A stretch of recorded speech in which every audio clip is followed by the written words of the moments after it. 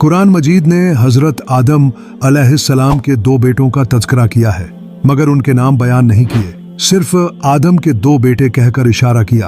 अलबत्ता तौरात में उनके नाम हाबील और काबिल के तौर पर जिक्र हुए हैं। रिवायतों में आता है कि इन दोनों भाइयों में एक मसले पर शदीद इख्तिलाफ पैदा हो गया। हजरत आदम अलैहिस्सलाम ने इस मसले को निपटाने के लिए यह हुक्म दिया कि दोनों अल्लाह की राह में कुर्बानी पेश करें। जिसका नज़र अल्लाह के यहाँ कबूल हो जाए वही अपने मकसद में कामयाब ठहरेगा।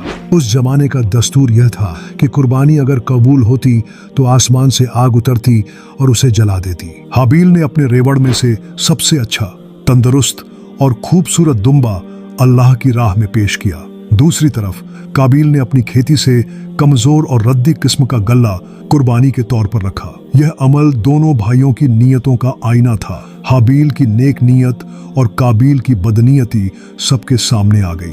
नतीजा वही हुआ जो होना था। आग उतरी और हाबील की कुर्बानी को जला दिया, यानी उसकी नजर कबूल हो गई।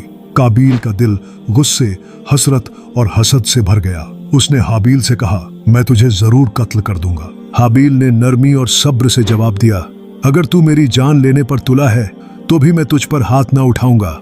अल्लाह के यहाँ तो कुर्बानी सिर्फ उन्हीं की कबूल होती है जिनकी नीयत साफ हो। मगर गुस्से और हसद ने काबिल की अक्ल छीन ली। उसने अपने ही भाई को कत्ल कर डाला। यह इंसानियत की तारीख का पहला नाहक कत्ल था। कत्ल के बाद काबिल परेशान हो गया कि अब लाश का क्या करे। उस वक्त तक इंसान मौत और दफनाने के तरीके से नावाकिफ थे। अल्लाह ताला ने उस पर रहमत की और एक कौवे को भेजा।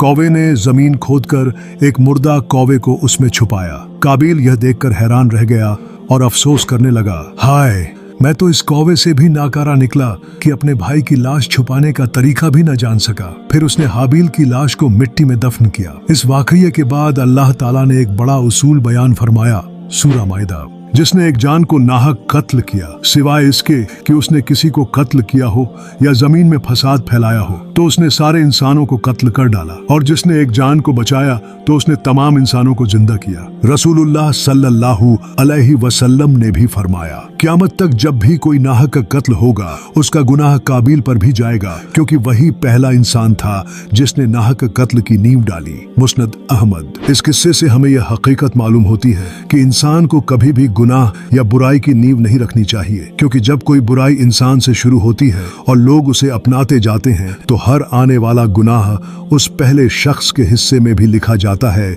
जिसने उसे शुरू किया। यही वजह है कि रसूलुल्लाह ने बिदअत ए सय्यिआ, बुरी ईजाद से शदीद तौर पर रोका, क्योंकि उसका अंजाम हमेशा की जिल्लत और नुकसान है। साथियों, वीडियो पसंद आए तो लाइक और सब्सक्राइब करें और ऐसी ही वीडियोस के लिए बेल आइकन प्रेस करें।